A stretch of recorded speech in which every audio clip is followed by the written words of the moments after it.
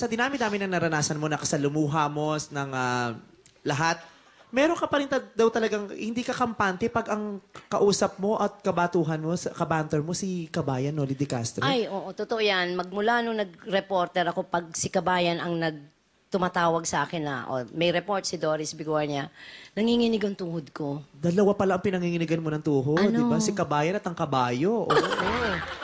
Oo, talagang, sa totoo lang, yun, alam mo, yung parang mag-giveaway yung joints? Oo, yung ganyan Hiwalay. na.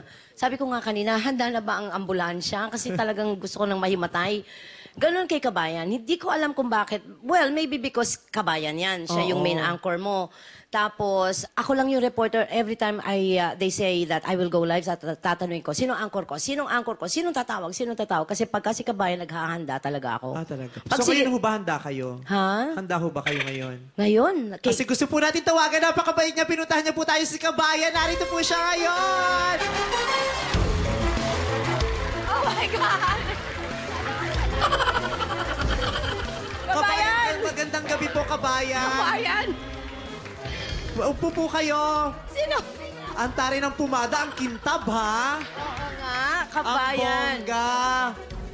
Narinig niyo po ba ang pinag-uusapan namin ni Miss Doris kanina, Kabayan, na medyo meron po siyang kaba pag ikaw po ang kausap niya? Mga anong petsa po kayong gagamit ng mic? Ipapa-off na lang po namin kasi mahal din yung kuryente po. Opo. Soft-spoken naman pala. Bakit ka nininervyos pag nagbabanter? Ha? May mensahe ho ba kayo kay Miss Doris, ang ating mutya ng masa? Meron po. Ano nga ho?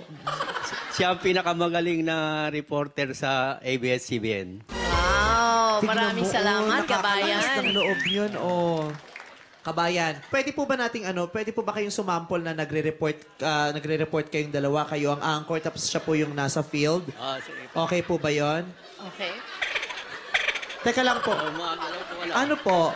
Star City ho ba to? Rides? Sige, enjoy nyo ho muna. Baka sabihin nyo naman eh. Sige po. Lolo, ayan na. Lolo, ayan na. Ikot si Lolo. Okay na po, okay na po. Ano, 3 ikot pa po? Okay na po yun. Okay na. Handa na po kayo. Handa na po. Miss Doris, handa na po kayo. Okay, go. Okay. Tapos ang analisa. Na tayo. 3, 2, 1. Magandang gabi, bayan. Sa Quezon City, muli na namang nagtitipon-tipon ang mga residente at informal settler.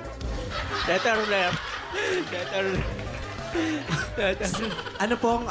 Residente at informal settlers po. Settlers. Dahil sa nagbabalitang demolition, naroon nagpapatrol si Doris Bigornia. Doris, kamusta na diyan?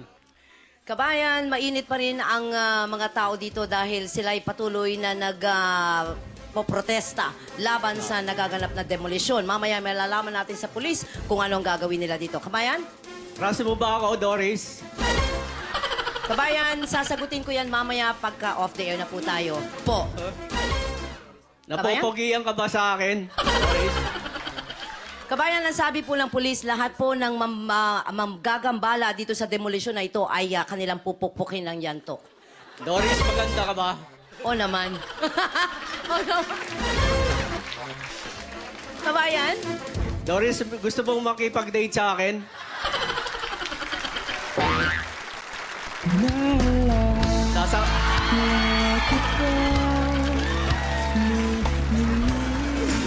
Ay, palakpakan naman natin.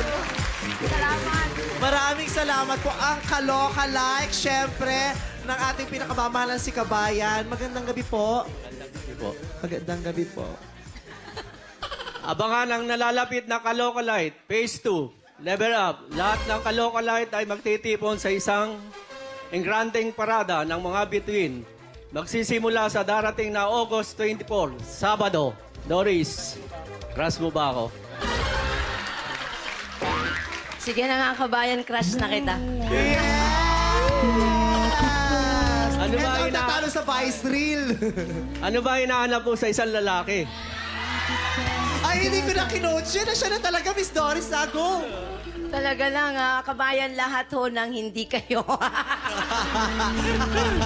Thank you. Sino lang, kabayan. Thank you Thank po. you so much po, kabayan. Kalokalay kabayan. Maraming pong salamat. Kamukha niyo talaga, sir. Kamukha. Oh, yes! Ang bango eh.